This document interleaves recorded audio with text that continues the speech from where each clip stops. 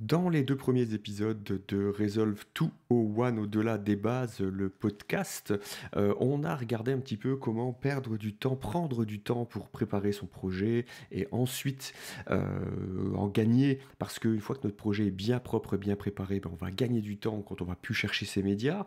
Dans le deuxième épisode, on a regardé un petit peu ce que ça pouvait nous apporter de passer en manuel, hein, complètement, c'est-à-dire on laisse rien Resolve faire tout seul de son côté, comme ça on comprend ce qu'on fait et ensuite on peut se concentrer uniquement sur la partie créative puisqu'on sait ce qu'on a fait, on sait comment on s'est réglé du début jusqu'à la fin. On voit tout ça dans Resolve 101, les vidéos sur les bases de DaVinci Resolve que vous retrouvez sur YouTube.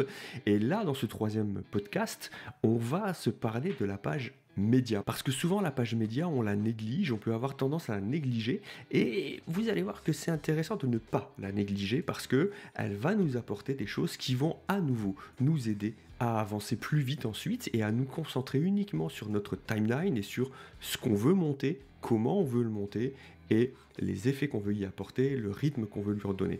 Bienvenue dans Resolve 201, le podcast au-delà des bases de DaVinci Resolve.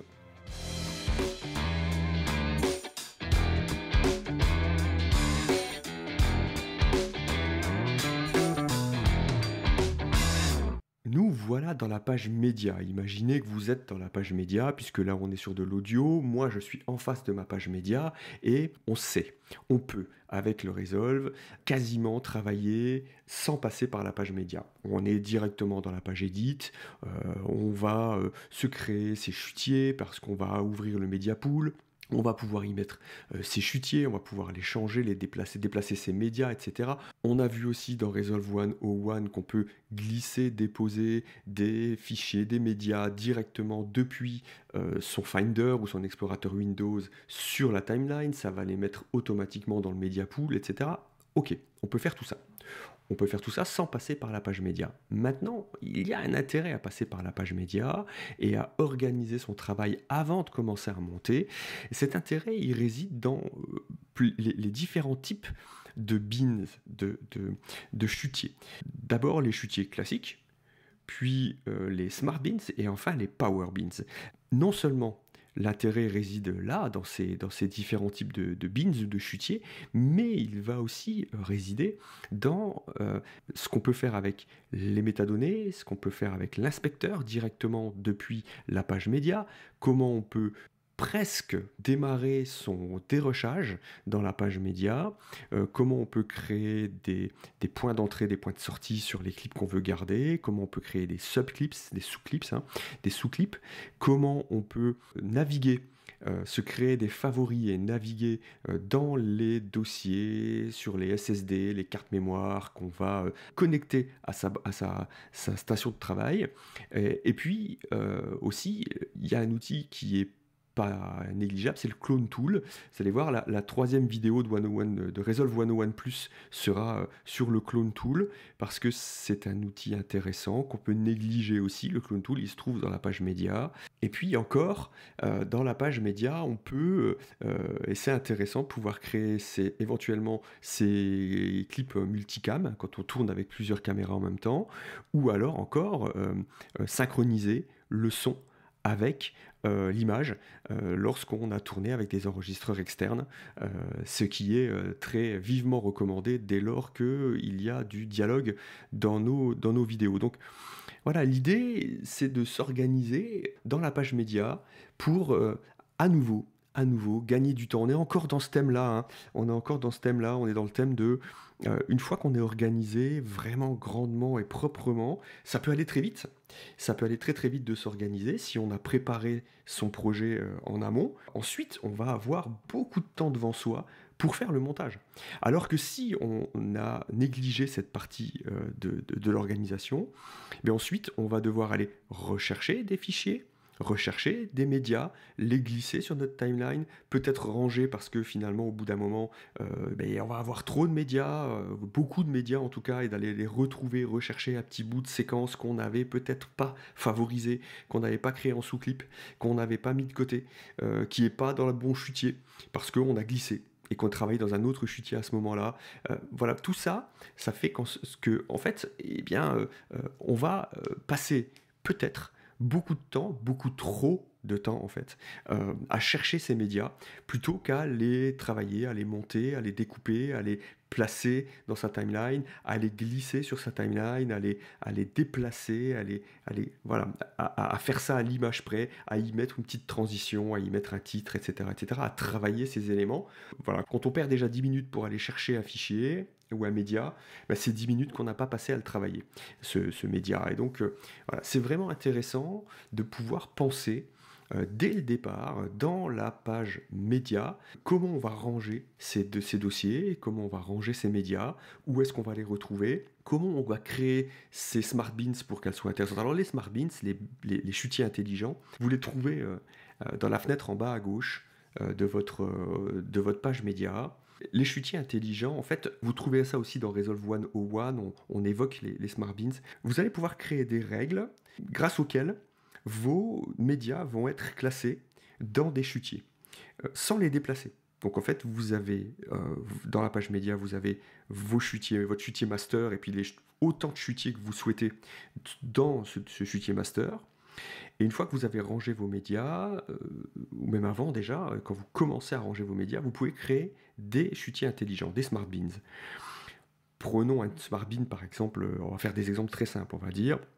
Vous avez des images qui viennent de plusieurs caméras différentes, ou des caméras et un smartphone, etc. Enfin en tout cas, plusieurs caméras différentes, avec des résolutions différentes, du 1080p et puis de la 4K, par exemple, ou du 1080p, de la 4K, de la 6K, voilà. Et puis vous avez aussi des framerates différents. Donc vous avez des images qui ont été tournées à 25 images secondes, des médias qui ont été tournés à 50 images secondes, d'autres qui ont été tournés à 24 images. Donc en fait, quand vous avez une timeline à 25 et que vous avez des images qui ont été tournées à 24, ça peut commencer à poser des petits problèmes de synchronisation, etc. Et donc, ces éléments-là, vous allez pouvoir dire, bon ok, je vais créer, par exemple, là, je vais créer un chutier, une bin, dans laquelle je vais mettre toutes mes images, tout simplement, je vais mettre toutes mes images. Et puis, je vais faire des sous-chutiers dans cette bin, je vais faire une sous-bin, un sous-chutier, où je vais dire, bon, je vais séparer par caméra. Imaginons que j'ai 3 caméras différentes et que chacune des caméras a tourné avec un nombre d'images secondes différent, voire avec une résolution différente. Et en fait, on va pouvoir dire, dans mes chutiers classiques, je vais simplement y mettre mes images et j'ai 3 caméras différentes, donc 3 sous-chutiers différents avec le nom de mes caméras. Et puis, créer des smart bins, créer des chutiers intelligents dans lesquels on va dire, bon, dans ce chutier intelligent, Resolve, tu vas ne me mettre que les images qui ont été tournées en 4K. Et puis dans un autre chutier intelligent, mais tu vas me mettre que les images qui ont été tournées en 1080p. Et puis on va faire un autre chutier encore intelligent dans lequel il va y avoir que les images tournées en 4K en 25 images secondes. Et puis un autre chutier intelligent où il n'y a que les images tournées en 4K en 50 images secondes, etc., etc. Et en fait, Resolve va peupler ces smart bins avec les conditions que vous avez prévues, sans jamais déplacer vos médias, ni évidemment sur votre SSD, ça on le voit aussi dans Resolve 101, hein, Resolve ne déplace jamais vos médias, mais en plus il ne les déplacera pas non plus dans vos chutiers classiques. Donc sous votre chutier master, il va garder vos 3 sous-chutiers qui vont être des 3 caméras différentes, et dans les smart bins ensuite, vous allez pouvoir retrouver, vous allez pouvoir vous dire plus tard, beaucoup plus tard, pendant que vous êtes en train de faire votre montage, voire des jours après, mais vous allez pouvoir vous dire, ah, j'ai besoin là d'une séquence en 4K parce que, c'est rien, parce que vous saviez peut-être que il y a une séquence qui avait été tournée en 4K et qui était la bonne, celle que vous souhaitiez. Mais vous pouvez aller dans votre smart bin et vous allez récupérer uniquement les parties qui ont été tournées en 4K. En plus, ça peut vous permettre de venir dire, par exemple, toutes les vidéos qui ont été tournées en 4K, je souhaite leur donner une couleur au clip. Hein, quand on va glisser dans la timeline, il va avoir une couleur spécifique. Donc là, en fait, plutôt que d'aller chercher vos images 4K dans tous vos chutiers, vous prenez uniquement votre smart bin 4K, vous sélectionnez tous vos fichiers qui sont dedans, tous vos médias qui sont dedans, et dans les métadonnées, hein, dans l'inspecteur, vous allez pouvoir, dans les métadatas et pas dans l'inspecteur, mais en tout cas dans les métadonnées sur la droite de votre écran, vous allez pouvoir cliquer sur la couleur du clip que vous voulez assigner, vous faites sauvegarder, et c'est fait pour toutes les images en 4K dans tous vos chutiers. Voilà, ça peut être quelque chose de très intéressant. Par exemple, Voilà, ça vous donne ces éléments-là. Alors après, les Power Beans, les chutiers, les Power Beans, ouais, j'ai pas de traduction en français en tout cas. Les Power Beans, ça vous permet en fait, on va faire très simple, vous avez un projet qui est dans une database. Ce projet a des fichiers médias, du son, de l'image, de la photo, et il y a des éléments que vous voulez réutiliser éventuellement dans un autre projet.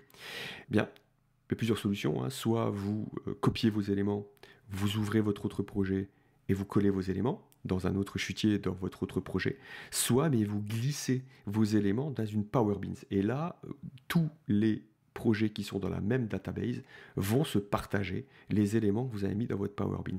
Donc ça, c'est vraiment intéressant parce que là aussi, ça vous permet, si vous avez, par exemple, sur la même année, vous souhaitez travailler des vidéos d'événements qui se sont passés dans cette année, vous souhaitez avoir le même type de contenu pendant une année ou pendant une série de vidéos particulières, etc. Mais en fait, lorsque vous allez mettre des éléments dans vos Power Beans, voilà, vous allez pouvoir travailler dans n'importe quel projet. Moi, par exemple, je l'ai fait pour Resolve 101, par exemple. Voilà, tous les projets de toutes les vidéos du Resolve 101 se partagent des Power Beans avec des éléments que j'utilise dans toutes les vidéos. Vous le voyez, dans Resolve 101, il y a des flèches, il y a des titrages, il y a des renvois vers d'autres vidéos, etc. Mais tout ça, c'est dans des Power Beans et ça permet d'être réutilisé dans toutes les vidéos qui sont dans la même database. Voilà, donc s'organiser dans cette page média, c'est vraiment intéressant, ça vous permet de gagner beaucoup de temps ensuite pour vous recentrer votre attention uniquement sur votre création.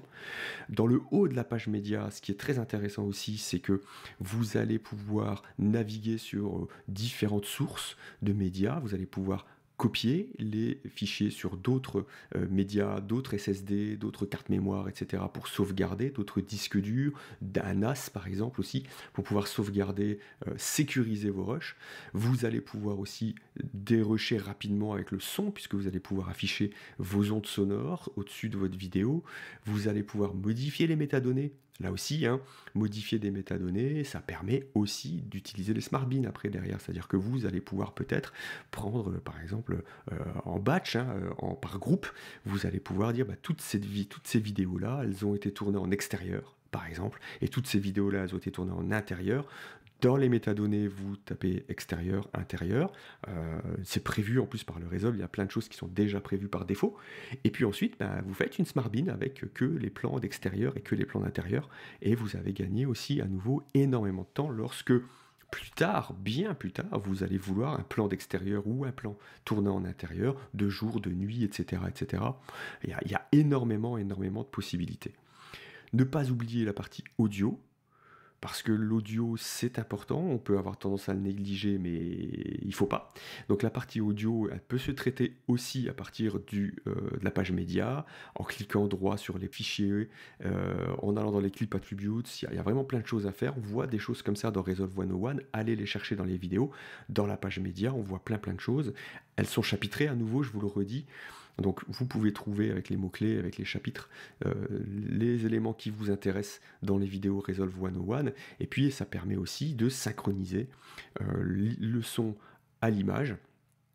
Ça permet de gagner vraiment aussi en qualité, parce qu'ensuite vous allez pouvoir travailler vos coupes en J, vos coupes en L, etc. Tout ça, vous allez pouvoir le faire dans la page montage avec de l'audio qui est déjà propre, qui est comme vous l'avez choisi, en mono, en stéréo, en 5.1 et tout ce que vous voulez. Tout ça, c'est vraiment des choses qui sont à favoriser et à rendre possible grâce à la page média. Donc voilà, un tour rapide de pourquoi il peut être utile d'utiliser sa page média et de ne pas la négliger.